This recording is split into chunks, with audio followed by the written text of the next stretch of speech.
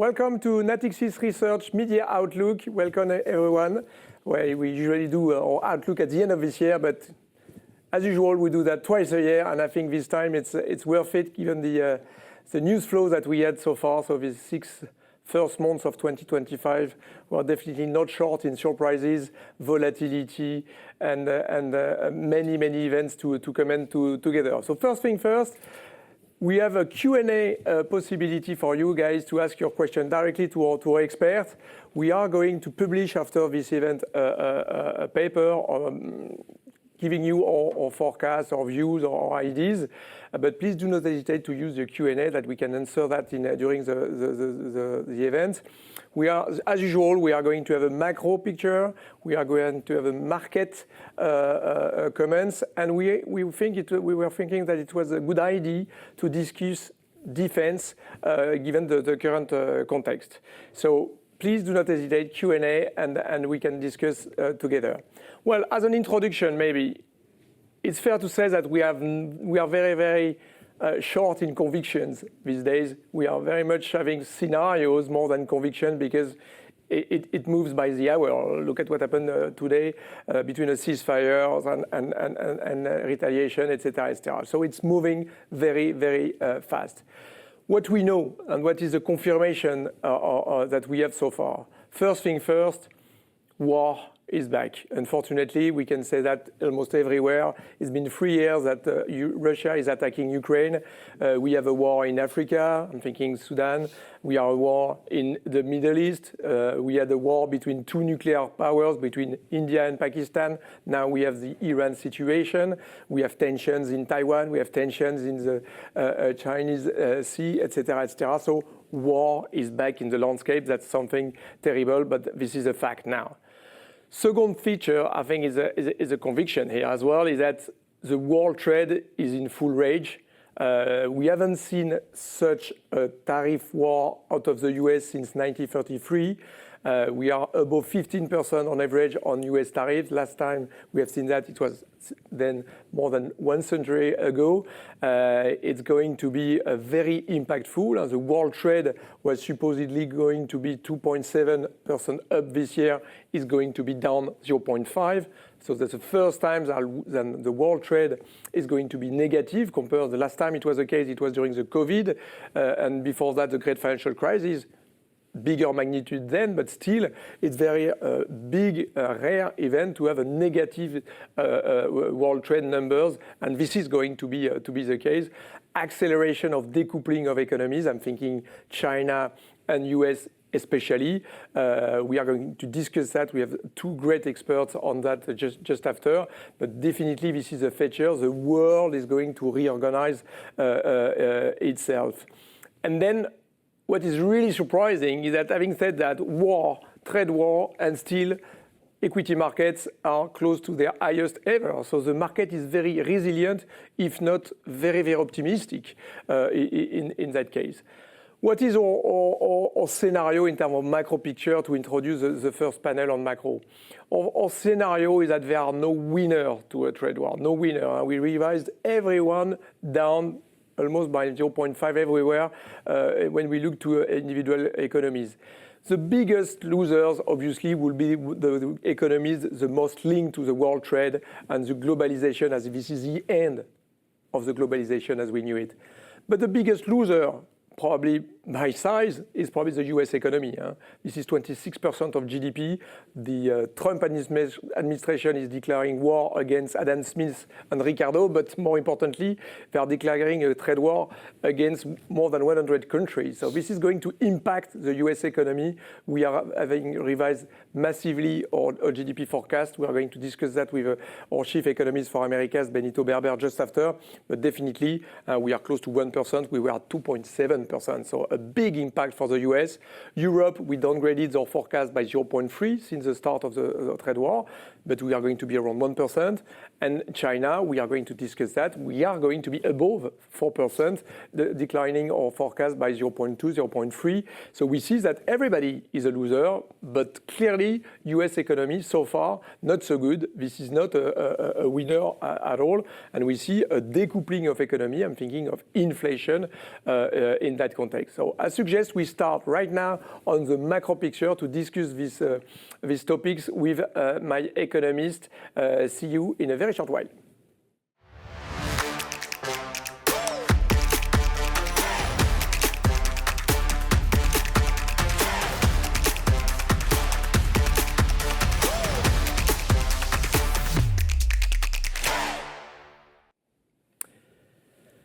Welcome. So we are discussing economy and what this trade war, this unchartered waters we are navigating on the last 6 months, and we are going to continue to be on choppy waters for sure. So I'm very pleased to be joined by Alicia Garcia-Herrero, is our chief economist for Asia, and joined by Oxin Liu, our Chinese economist, on thematic regarding China. Very glad as well to have Benito Berber, our chief economist for the US and Latin Americas in general. And especially glad to have Alain Duré. He recently joined the team as our chief economist for Europe. So maybe to start with, well, not the new kid of the block, but definitely the pivot around which everything turns, the US. So what's going on with the US? What is our scenario for the US economy for the rest of 2025 and 2026, Benito? Thank you. I don't think it's an exaggeration to say that the next 3 months are going to be extremely important for the US in terms of macro data. We think that we're going to see finally the impact of the tariffs hitting CPI. And so what we think is going to happen is that core PCE and in general core inflation is going to jump to around 3.6, 3.7 by the end of the year. So this is going to be important because it's going to be, because of the tariffs are going to finally get reflected in the data. Second thing, that's going to have a negative impact on growth, on consumption. Already we see some weakness in the labor market. Jobless claims are starting to go up. So we're going to see unemployment, which right now is around 4.2, and has been pretty stable during the year, is going to go finally up towards 4.6, 4.7 by the end of the year. So the combination of these two paths are going to translate into cuts by the Fed. So we think the Fed's going to start cutting in October, 2 cuts this year, October and December, and it will continue to cut towards a neutral level of around 3% next year. Now, if we're wrong, it's not because the Fed's going to cut sooner or it's going to cut more aggressively. I think if we're wrong, it's because economic activity remains resilient, but we still have the shock on inflation.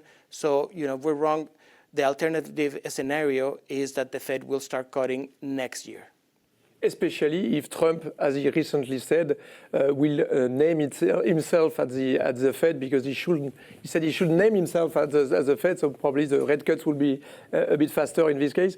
A question regarding the monetary policy probably are linked as well to the policy mix. And can you tell us a little bit more, a bit of flavor of what is discussed at the Congress at the moment with this big, beautiful bill in terms of impact to the GDP growth, but as well impact on deficit and debt to GDP, because we are going to talk de-dollarisation just after, and that's part of the picture, I guess. Right. So obviously this is a very complex bill, but in net terms, it's going to add a lot of spending in the next 10 years. And what we see happening in terms of the path of the fiscal deficit is that it's going to go, it's going to consolidate at a high level. So the deficit will be 6.5 this year, around that. And then it'll probably be 7% next year. I think what's important to know about this bill is that it front loads the parts that have to do with increasing spending, and it sort of puts a little bit later the cuts, the spending cuts. So we're only going to see a decrease, a moderation in fiscal deficit by 2028 or 2029. Can you tell us a little bit more about this famous section 899, because obviously what is striking this year, and because everybody was expecting a spree of investment to the US, like it was the case in 2024. It was a record of foreign direct investment into the US in 2024. And the same was expected with deregulation, tax cuts, etc., etc. But what is really, really striking to me is that people are more and more than anything else, wait and see to see what will be the tax, the fiscal landscape, and so on and so forth. What about this Section 899, which is part of that wait and see attitude? Where do we stand? Yeah, so the important thing to know about this quote unquote revenge tax, which obviously targets investors in countries where digital service taxes or diverted profit taxes are implemented, is that, first of all, it targets interest, profits, dividends of those investors. And it might have a huge impact to investors in Europe that are heavily exposed in the US. But the most interesting thing in terms of the Senate interpretation and what the House passed is that the Senate is calling for a late implementation of Section 899. Basically, they're calling for this to be implemented in January 2027. So this will allow negotiations between the US and the rest of the world. But it looks to me like a bit of a revenge on your own foot, because at the end of the day, you are taxing the people investing in your country. So it's going to be, again, I'm afraid, a wait-and-see story. Because if you are saying that the Senate is to postpone anything back to end of 2026, I'm afraid a lot of people are going to say, I'm going to wait and see to see if I can have a 20% tax on my benefit there. It's a huge impact on my EBITDA in a way. So it's very, very wait and see story again, if I may. Maybe I can keep you a short while again. You are a big specialist of LATAM. If in few words, in your view, who are the winners and losers, if any? If any winners in that story, but how do you see the landscape in Latin America? Because we see China going to Colombia, we see Mercosur agreement with Europe, we see lots of things maybe positive for the region, but at the same time we have this 25% tax on Mexico, etc., etc. How do you see winners and losers? Yeah, so as you said, there's no winners in general. When you impose a tax on the region, everybody loses. But I think that it might not be, or there's a positive externality for countries that export a lot of agricultural products to China. So for instance, Brazil and Argentina, who are massive exporters of soybeans to China, they might substitute some of the exports that were coming from the US. So in that sense, those countries might gain something. In the case of Mexico and Canada, the negotiation of the USMCA hasn't started, but so far it seems that it might survive, meaning that goods that comply with USMCA rules could be exported from Mexico to the US at a zero tariff rate. Of course, Mexico will still be subject to aluminum and steel tariffs. So the impact on the manufacturing sector, particularly the auto sector, is still going to be negative. But we think that, particularly autos could have a tariff rate that is less than 15%. So, maybe not as bad as we thought before.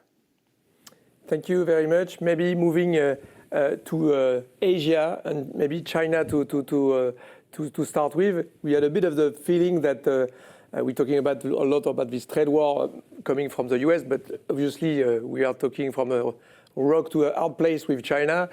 Just taking the example of the rare earth export, and where you need to publish some photos and details of the pieces you want to use your rare earth. So again, it's a very, very difficult economy as well to deal with. In a sense, is it true to say that China has won the first leg of this trade war? Yeah, I would actually argue so. And I don't know how many legs are left, though. But this is the first leg. And for the first leg, I think China was first very well prepared. China knew that Trump was coming, much more than Europe, I have to tell you, and diversified its economy away from the US, not totally, but of course exports to the US are much less, but basically by finding other routes to export to the US, which is what China is doing now. I think that Trump knew that back and forth, but didn't dare, in a way. Liberation Day was all about that. But the point is that it had to lift the tariffs on those routes through which China was exporting.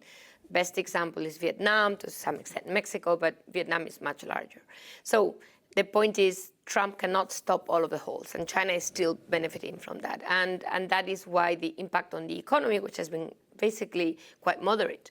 China has grown 5% last quarter, 2024, first quarter, probably even second quarter. I mean, because the data in April and May has been quite decent. How much of that is front-loading and how much of that is maybe structural resistance, resilience of the economy? So first, partially front-loading, no doubt about it. Exports have been quite strong. Directly into the US, much less so, at least, latest data, but through other what is the share geographies, of exports to the US?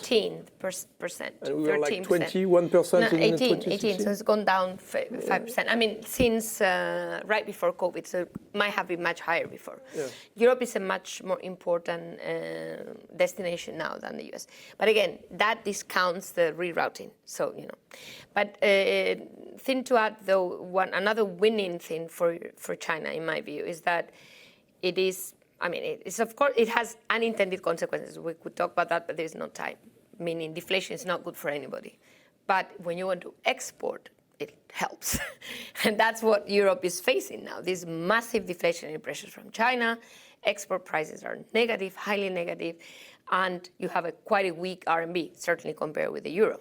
So against Europe, China is gaining massive competitiveness on the export structure. And that is reducing the impact of the tariffs. So in a way, it's more than rerouting. It's really like using price competitiveness to still manage to grow out of exports, which is what China is doing even today. Is it a reality or just a dream for the European and the US that we are seeing this rebalancing toward more domestic consumption in China? Because we have seen good retail sales about 6.4%. Yeah. Is it just a blip? Well, I would say that there's a little bit of better consumption numbers, so it has to be acknowledged. Now, do I argue that this is because of stimulus and this is all the US and Europe need? No, neither of the two. The stimulus is very much focused towards infrastructure. We wrote about this, and I think it's quite obvious that it's not consumption-driven, this stimulus that is happening. And secondly, those consumption numbers are not enough really to rebalance the economy or at least you see them, but they're not for the rest of the world because imports are flat. So you see a little bit of more consumption, but imports are flat. So it's really mostly about Chinese capacities, industrial production still increasing, and it's still not enough with those consumption numbers not to see a reduction in overcapacity. We're not seeing any of that. Yeah. Xin, talking about this industrialization, which keeps being the main engine of growth. What is really, really impressive is the decarbonization of China, in the sense that they're starting from a low point, but still for the first time we see carbon emission going down in China, despite what Alicia was saying, that we are growing at 5% and still carbon emission are going down. What is this acceleration of the decarbonization of China, or where do we stand here? Yeah, for sure China is moving faster than its plan. For energy transition, China aimed to reach 1,200 gigawatts of solar and wind power capacities by 2030. Now that's down in 2024, and we're 6 years ahead of schedule. And in terms of decarbonization, China is aiming at 2030 to peak the emission, but given the faster adoption of clean energy and electrification, we might see that happening as early as in 2027, because the carbon intensity has been dropping all the way. So yeah, China. So someone may argue that China's climate ambition is not enough, but in terms of the progress, China seems to be a bit faster than schedule. These impressive numbers, and last year in 2024, China was installing more solar panels in just 1 year than the US in 25 last year. So it's moving very, very, very fast. What do you think are the challenges for China in this electrification? Maybe that's the first big electro state that we're going to see. What are the challenges? Yes, this is actually a very interesting topic because China seems to be the victim of its own success in both supply and demand of the renewable tech. So for first challenge is about supply. China holds dominant global market share for renewable products. Solar panels, 90% is produced by China, and 80% of the wind turbines in 2024. And that has served as a major driving force of China's export growth back then in 2020 and part of 2023 due to the energy price inflation triggered by Ukraine war. But as the external demand weakens, now China faces very serious overcapacity. Our estimate shows even in the most aggressive transition scenario, China will be able to easily cater the whole world's solar and wind products with minimal capex input. So the problem is the lesson will be China has to reduce its renewable manufacturing capex, and the second challenge is about demand. China has been installing many renewables, but maybe too many renewables in the past few years. Actually, now, since 2020, when China announced the dual carbon target, the investment in renewable projects has more than quintupled to about 100 billion euro per year. But in the meantime, the investment in the power grid remains largely flat, which creates a widening gap between the power generation capacity and power grid capacity. So what's the consequence? 40% of installed capacities are renewable, but only 20% of actual power generation comes from them, which means the installed capacities are severely underutilized. So the lesson from that is we also need to reduce the renewable installation capex. And so what's the implication for the economy? Putting them together, we estimate this slowdown of China's renewable capex to shave off 1 percentage point of China's fixed asset investment growth. And during the past 3 years, the average growth is 3.4%, so that's 1/3, which could be a big hit. But there's also opportunity, because if China switch from the green production investment to green infra, and to say our assumption is China will catch up with the renewable power generation by 2030. That could inflate China's FAI growth by as much as 1.8 percentage points. And given this trade war and the rising global tensions, it might be the correct move to shift from export-driven growth to domestic demand, like the infrastructure sector. Very interesting, Aoxin. Thank you very much. Maybe we move to Europe because we are a little bit on the Caribbean and Scylla story between a rock and a hard place for Europe on this trade war with a lot of overcapacity in China. We understand that, and a trade war which is going to continue. How Europe, Alain, is doing in this context? What is our scenario now? Well, first of all, I pretty much agree with the front-loading argument because this is what we saw in Q1 for the euro area, very strong economic growth, probably front-loading from US importers ahead of the tariffs. But all in all, we should have a euro area growth rate at 1% this year, 1.1% next year. But the story behind is very different because this year, economic growth in the euro area will be mostly driven by Spain at 2.6%. Germany will only just offset the recession of last year at after minus 0.2% year on year, we will have 0.2% plus in Germany, and France will be like Italy around 0.5%. By contrast, next year, euro area economic growth will be driven by Germany with at 1.4%, and that is explained mostly by the military spending by Germany, decided by Germany, and some spillover on the other euro area countries like France. So we are going to see the sick man of Europe, Germany, becoming the engine of growth of Europe in a way. because probably what you're saying, 1.4, that's numbers we have not seen in Germany since maybe the 1989 reunification, something like that. So it's going to be a big engine of growth. What is the impact of 1 point of growth, additional growth on Germany, on the rest? I'm thinking Italy, very linked to the industrial base. 0.3 percentage point on for the euro area as a whole. Okay, so quite an impact expected on that matter. Maybe a word on central banks. We have seen that, again, the story is very, very different. We see China cutting rates. We see US wait and see until Trump takes over the Fed. But you still expect some rate cuts. But we see that very different situation where we were at. Remember, inflation in Eurozone, October 2022, we were at 10.6%. We are at 1.9%. So obviously, the disinflation story is very much at play, and we see that with Switzerland. What is our scenario for the central banks in the ECB, especially in Europe? Yeah, well, so it's clear, as we just discussed for the US and China, that major central banks are clearly on the dovish road, if I may say that, in the sense that they are in a position to be ready to lose monetary policy further.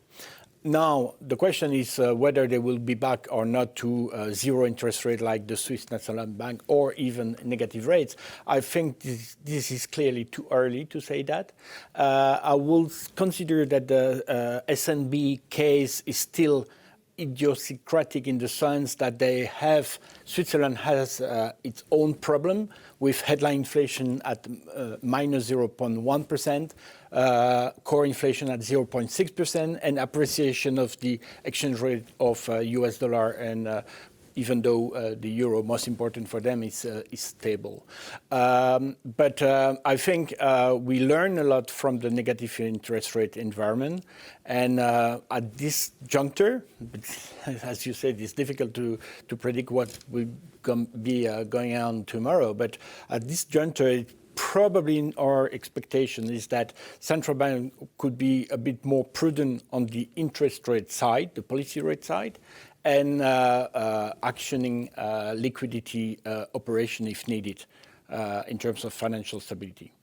We were thinking of a bit of a tailwind for the ECB in a sense that we had a stronger euro and lower commodity prices. But what we are going to discuss that just after on the Iran situation and oil prices with our expert Joel Hancock. But if we have a bit higher commodity prices and a very strong euro, how does it play out in your model? Well, a 10% increase of the effective exchange rate, so not only against the US dollar, but against currency from main trading partners, is a permanent decrease of 0.2 percentage point for inflation. It's also minus 0.2% on growth, but this is transitory. And the same for oil prices, a decrease of oil prices in euro terms of 10 euros equivalent. Depress inflation by 0.3 percentage point. And this is also permanent. So the worst configuration for the ECB will be to have an appreciation of the euro, a decreasing oil prices, and a replication of Europe against the US tariff. Because then there will be a weak economic growth environment with more inflation. We have a question for you, Alain, regarding Spain, because in France we are jumping around because we are struggling to get a budget. In Spain, they don't have a budget for the last 2 years as the economy is growing like mad. What is the secret of the Spanish growth? How you explain this good performance of Spain? Well, Spain basically, first of all, they adjusted like hell their economy after the euro area debt crisis, and they basically reduce by policy reforms. They reduce a lot the slack in the economy, and that's probably the main reason behind the success Spanish story. Yeah, in terms of now the problem, like in other euro area countries is the political instability.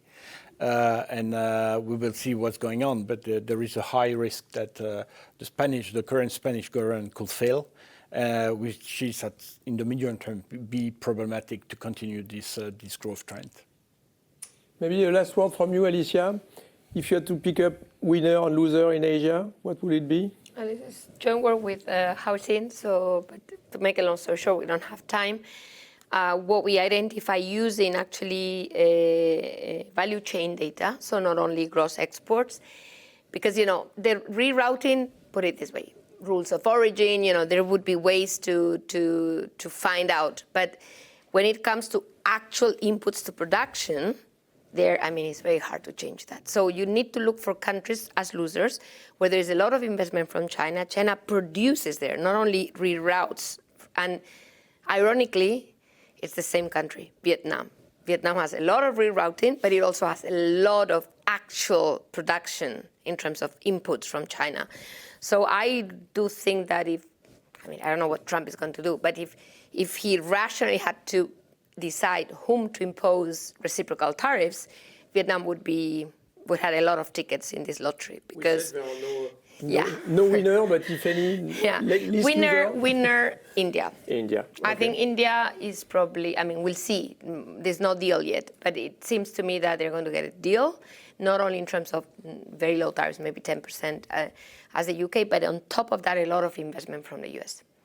And that is, an alternative, if you want, over time, supply chain. I think that's what, and actually, Haoxin did a lot of analysis on India's supply chain as well. And I think, it's very embryonic, but you start to see something happening in India, I would say. Yeah. Thank you very much. Thank you all for this first panel on macro. We move straight to the market. Thank you.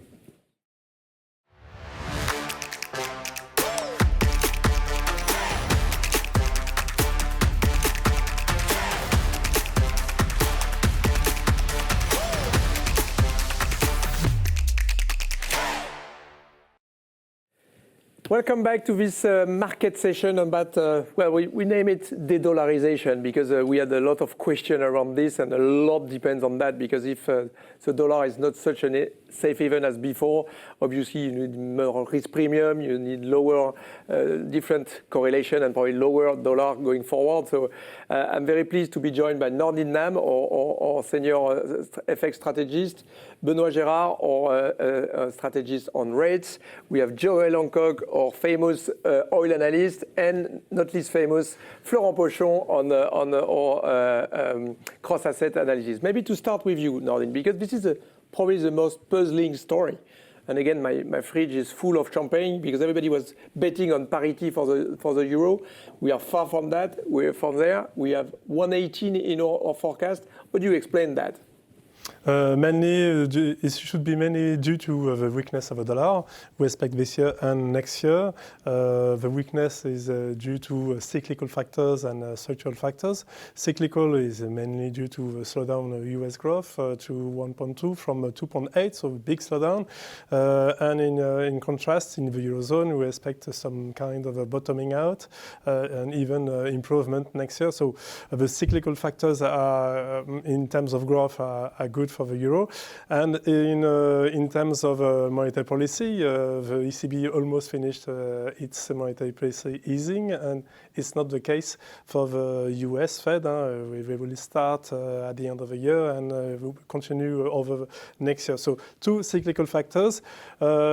Something more structural is the fact that the fiscal deficit increased quite a lot and are quite leading to some defiance from foreigners, and the fact that the fiscal deficit could reach probably 9% according to Moody's in 2035.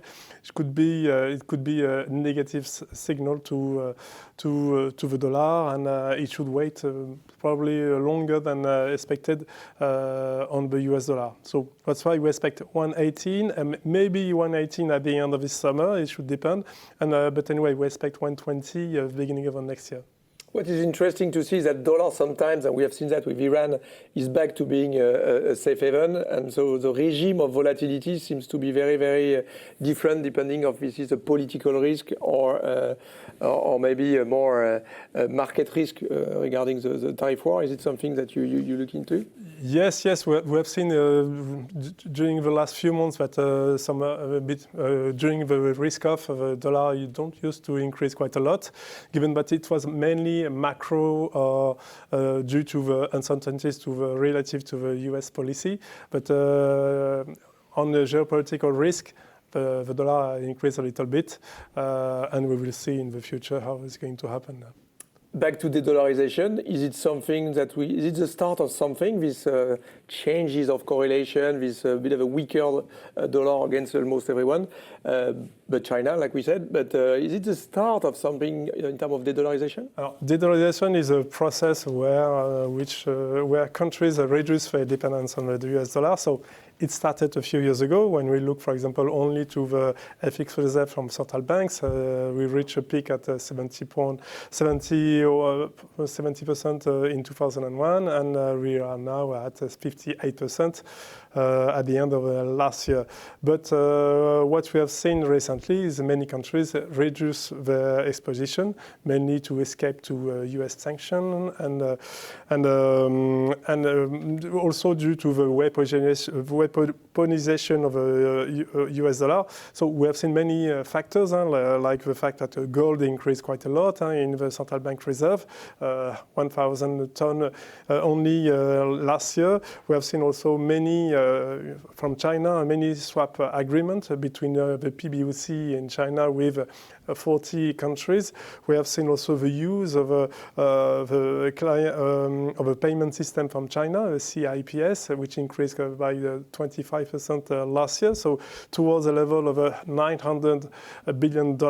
So big increase of such a things, and we have seen also that China trade policy trade increase in CNY increased by 32%, reach 32% from a level of 25% in 2023. So many measures leading to less use of the dollar. And it could continue, given that Trump policy lead to more uncertainties, and many countries would like to reduce their exposition. But anyway, when we look to all the data, the dominance of the US dollar remains there. The US transaction reached still 90%. And it should take time anyway. If the de-dollarization will happen, it should many years before we see a multipolar currency system. So despite all this attack from the current administration against the exorbitant privilege of the dollar is still the dominant currency, but maybe we are going to move towards a more multi-currency world. Just a few remarks on that. What is really striking is that now you have 54% of trade of China, which is done not in dollar anymore, but in yuan. So they import oil from Iran in yuan, they import soya from Brazil in yuan, etc. 54%, so the majority of trade of China, and probably explaining why your treasuries holding by China, they used to be 1.3 trillion in 2011. Now we are back to $50 billion. So it's very, very big. The big creditor of the US is moving away a little bit of the dollar. Second remark, there is a very strong factor behind the dollar, which is that dollar was the money of the world trade and the money of commodities as well. And in a world of electrification, and remember that this is still a big mega trend, this electrification, because one car out of 4 sold in the world is electrical now, in the world, including India, Bangladesh, Africa. So very impressive. For each dollar spent in coal, gas, and oil, you have $2 in renewables. So this electrification is accelerating, and probably the usage of the dollar may be a bit less. So we shall see. Is it something that we start to see on treasuries and bond market, Benoit? To be honest, it's very little evidence that there's a strong de-dollarization trend.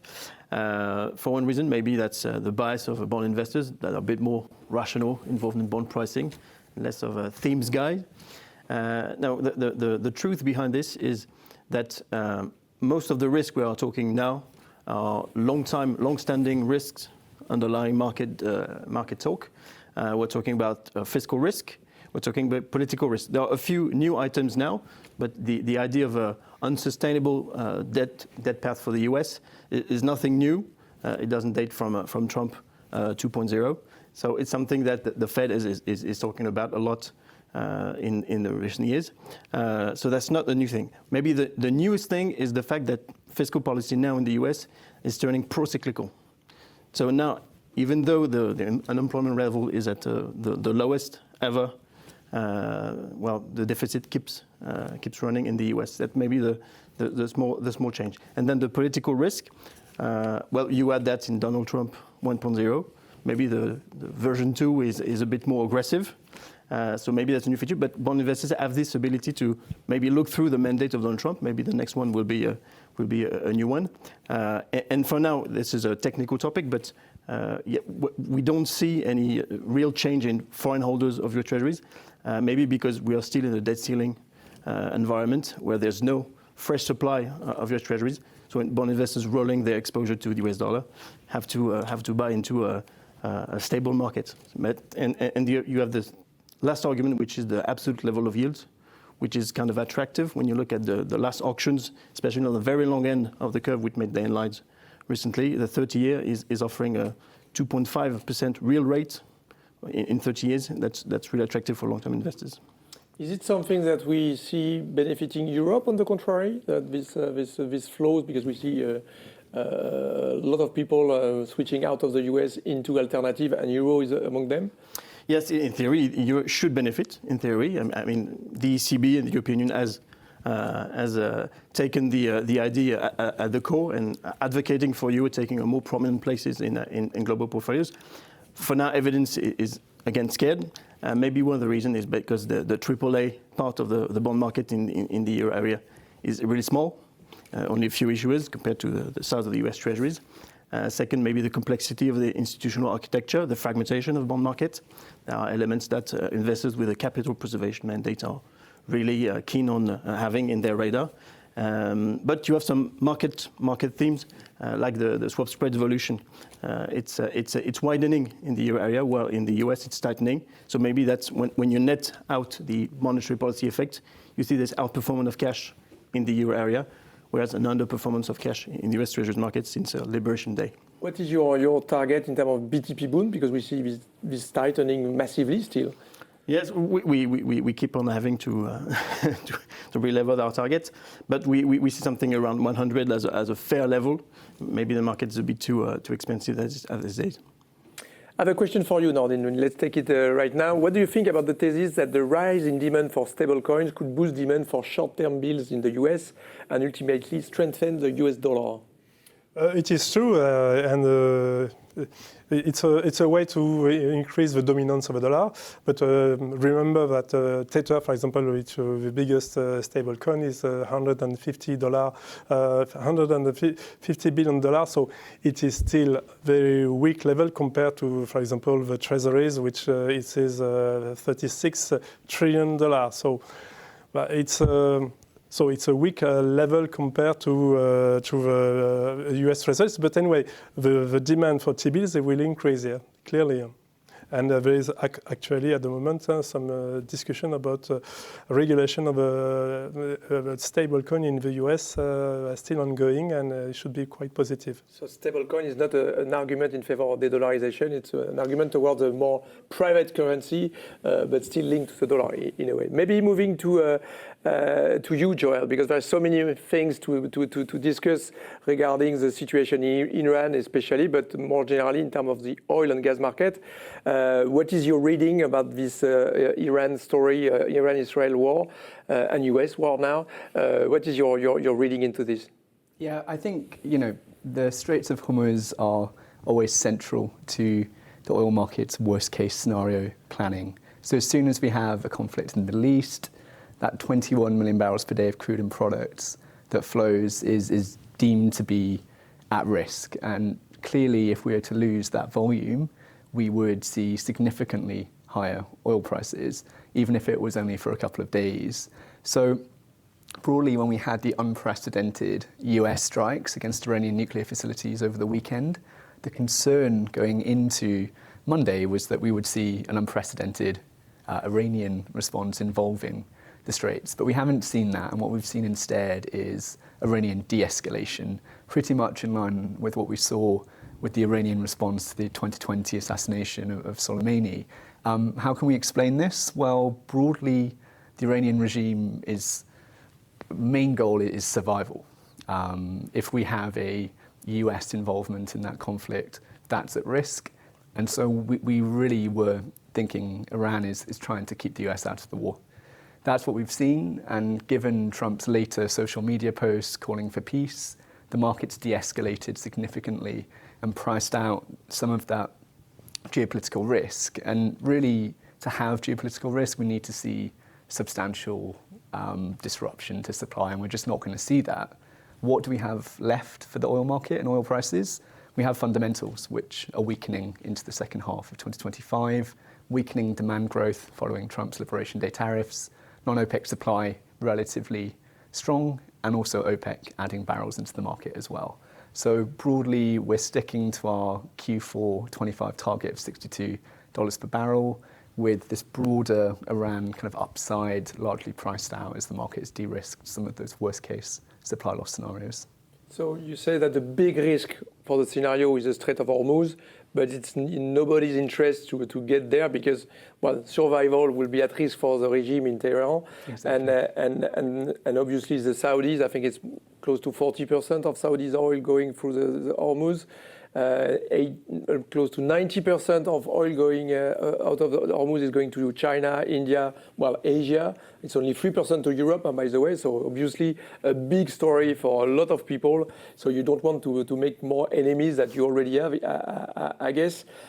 What could be the impact on LNG? Because we talk a lot about oil, but a big chunk of LNG is going through Hormuz as well, no? Yeah, exactly. So we were seeing equivalent moves on TTF and JKM. So the Asian LNG benchmark, given the risk to Qatari cargoes. It's around about a fifth of global LNG flow transits through Hormuz. Again, we've seen an equivalent downside move on European gas following this broader de-risking with the market kind of moving away from some of those worst-case scenarios. I think going into the rest of the summer and into the winter for European gas, the scenario is a bit different relative to oil. I mean, we're still pricing that strong inventory deficit on a year-on-year basis for the gas markets. We entered into the injection season with about 34% storage versus about 58% last year. So still having to outcompete other buyers for marginal LNG cargoes.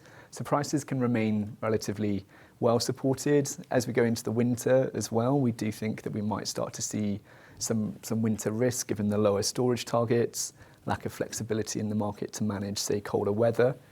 But into 26, that's where we see structurally lower pricing.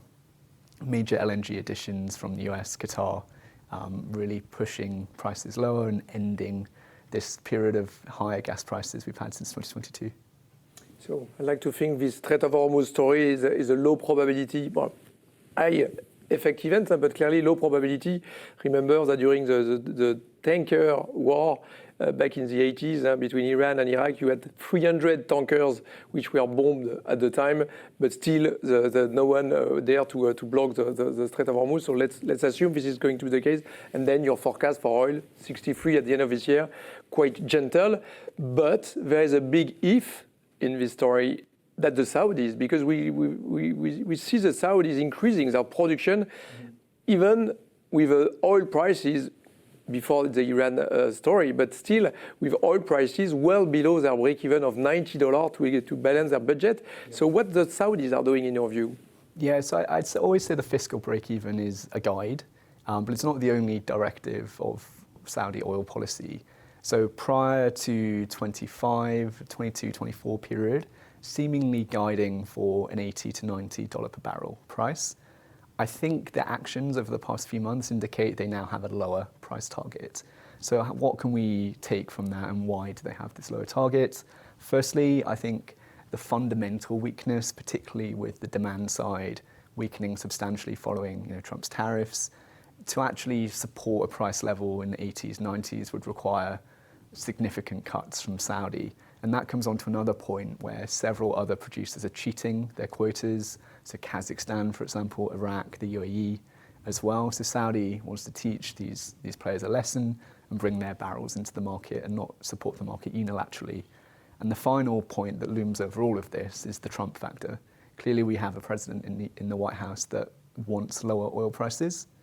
And so cutting production to support that prior price target in the 80s is a bad look. And what about the US production? Because with this war into the Iran and maybe its involvement in the US, by the way, we see that oil prices are now back to levels where the shale producer in the US could be producing again, or it's too low prices for them to come back into the market? Yeah, so this is going to be a problem for the market if, as we do forecast, this short-term spike dissipates and we go back to our prior pricing regime. Because ultimately, with weaker demand growth, with strong non-OPEC supply growth, OPEC not stepping in and cutting production, we need to see non-OPEC supply rationalization. The only real short-cycle flexibility is from US shale. Now, this price spike over the past week or two has allowed some of these producers to hedge their production for later in 25, 26 as well.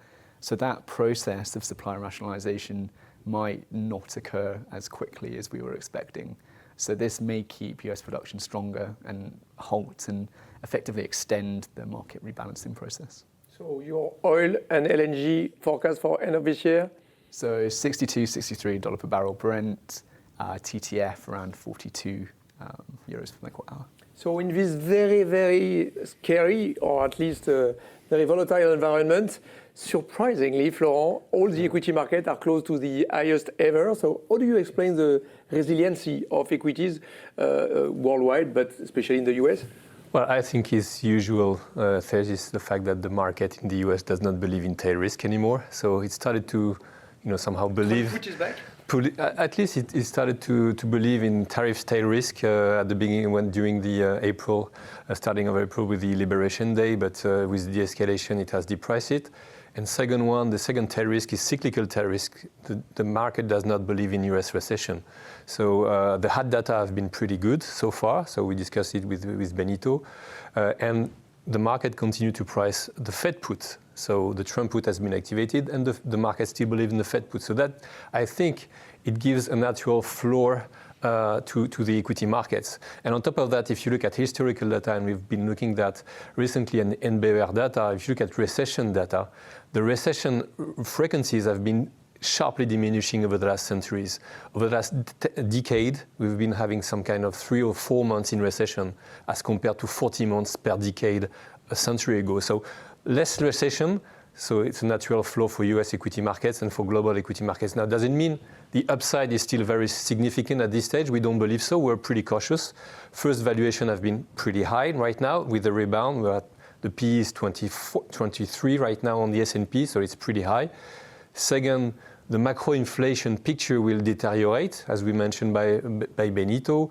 Less growth, more inflation in the forthcoming month, deterioration in job employment, in the unemployment market. Second, a risk in the interest rate risk will remain high given the risk in inflation. And second, I think also in terms of positioning, real players have been reloading on US equities lately. So all that tells me the message I have is that there's not the risk return for US equities right now is not very compelling. I don't expect much downside. I expect a correction in the short run, but not so much upside in the future. Our target for the S&P is 6,200, and for the SX5E is 5,700.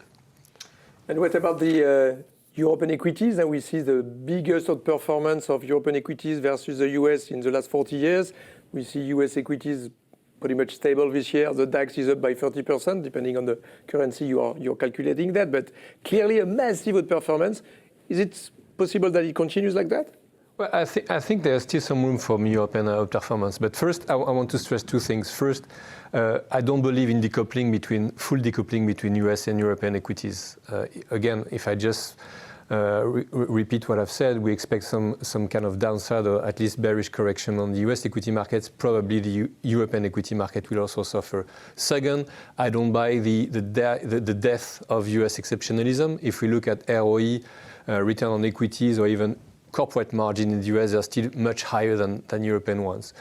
Now, it doesn't mean that things will change. We will stay this way. Again, I think that there are many elements for which the European could outperform US in the forthcoming months. In terms of fundamental, I think European fundamentals will improve much better than the US. So probably the fiscal boost in Germany will push the EPS growth expectations higher in Germany. Second, the relative value argument is also very strong. If you look at the past, very high overvaluation of US will eventually materialize as underperformance of the US versus the European. So I think this is two key elements. On top of that, the diversification story is also very strong in the sense that over the last few years, we've been having a massive concentration of real players in Europe towards US equities. Just take an example, Norges Bank, a big pension fund on Norway, it's 700 billion of US equities investment. So it's half of the fund, 70% of the portfolio is on US equities, and the Magnificent Sevens amounts for 100% of Norway GDP. So it's massive. Typically, this, I think, given the situation, valuation, all the elements I mentioned, there's room for more domestic bias for European players, so to diversify away from US markets. Maybe last question. In this very volatile risk-off market, we see that sometimes the dollar is not benefiting from that. We see that the Switzerland's BNS is already at zero. What is a good edge to your portfolio if we keep having this volatility, which is probably a given? Yeah. Well, I think there are two things we advocate to our clients. One is to be, it's a bit obvious, but to be tactical. For instance, over the last few months, last month we advocate to take profit of low volatility, to take some short-term hedges, given our cautious view on US equities. And second is to be diversified. Again, there's no magic safe haven assets. We've seen that. We've seen that CHF and Japanese yen have been gaining some momentum lately, but we've seen also dollar working well over the last few days with the geopolitical risk. What we've seen is that also you have some long-short strategies that are also working well. So typically defenses versus cyclicals are good ones. So typically you have to diversify your safe haven basket. Thank you, Florence. Thank you, gentlemen. You were talking about defensive strategies. We are going to talk about defense now. Thank you, guys.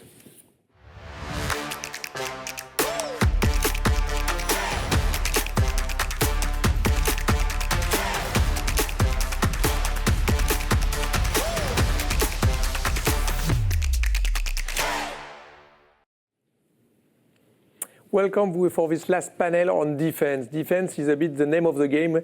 Europe has to spend a lot more for its defense since the US are getting more and more out of European agenda. We see that in Iran. We see that maybe in Asia. That's a new priority of the US. Much less so, we see that US is not anymore helping out Ukraine in terms of new defense spending. So clearly Europe is on its own, so we need to move fast. So I'm very happy to welcome Adrien Camat, our senior economist for France, just to have an illustration of what's going on in Europe with France, with lots of assets, but lots of liabilities on that matter. And Eric Benoit, our tech analyst, because we think that Europe is a little bit, not the new tech, but definitely defense and tech are very much interlinked. We have seen that with the internet. We have seen that with GPS. It's always been the case that innovation can be coming from the defense, but even more so this day. It was seen in Ukraine war, where you started with infantry, and now we are moving into cyber attacks, spatial attacks, and now drones are the name of the game as well. So we are moving into something very, very different. And by the way, next Tuesday, the 1st of July, we are going to have this webinar on defense with very, very interesting panelists. The French Defense Ministry is going to be there. We are going to see leaders, one of the leaders of the drones market these days to discuss all these topics. Maybe to start with you, Adrien, is Europe up to the challenge? Yeah, so first, the US represents more than two-thirds of the defense spending among NATO countries. So that's huge. And European defense is not a choice. That's a necessity. So how to manage, how to achieve it? First of all, we have to achieve the 2% NATO target. Germany is achieving this target. France is achieving this target. This is not the case for Italy, for Spain. And now, with the NATO summit this week, we are talking about 5%. 5%, that means that Europe must fund more than 500 billion euros per year for defense. So that's a huge, huge step. And of course, we have to finance it. And is it possible to finance it out of Europe? And I'm thinking of France, where you are already in an excessive deficit and you are struggling to find the 40 billion. Or we can do that? Yeah, there are many ways to finance defense. First of all, the European Union and the European Commission launched the ReArm Europe project, so that's 800 billion euros with 650 billion euros for more additional borrowing from national states and 150 billion euros for the new SAFE instrument to finance defense projects. So first, that will represent more borrowing from national state. But the problem, as you mentioned it, Jean-François, is that room for maneuver are limited in many countries. So Germany will do it, and our German economist Bastien Hayer wrote a lot on it, and that Germany will spend more on infrastructure, but also on defense. Then we have to use other tools existing in Europe, for example, the European Investment Bank, but also to mobilize private capitals and private funds. And Eric, I'm sure you will talk about it in a few minutes. And last but not least, we will have to think about supranational funds. That's too soon to say, but for example, we can repurpose some NGO funds or launch a new fund, but of course there will be a lot of political hurdles, and that's too soon to say. Just maybe to have this story in mind is that the progresses on defense are quite there for quite a few years now. If you are in the last 5 years, the defense budget on Europe is up by 30%. Now the budget of defense of Europe is as big as China. So it's not a question of amount. Even France, by the way, France in 2017, so very not that long ago, the budget for defense was 30 billion. So it's double that now, and we are going to increase even more that. Germany yesterday announced a budget for next year for defense to be at 120 billion. We are coming from 90 billion this year. So this is starting to be a huge budget. And Poland is at 5% and so on and so forth. So the numbers may be there. But as well, I want just to ask you about that. What is really, really interesting is that to see that Europe now is starting to be a little bit more practical. And it's after China, after the US, it's a little bit more making Europe again. So not make Europe great again, but they want to made in Europe. So we see this 65% recommendation to build in Europe. Is it something, maybe a question for you too, by the way, is it something that it's doable to have 65% of our production of arms done in Europe?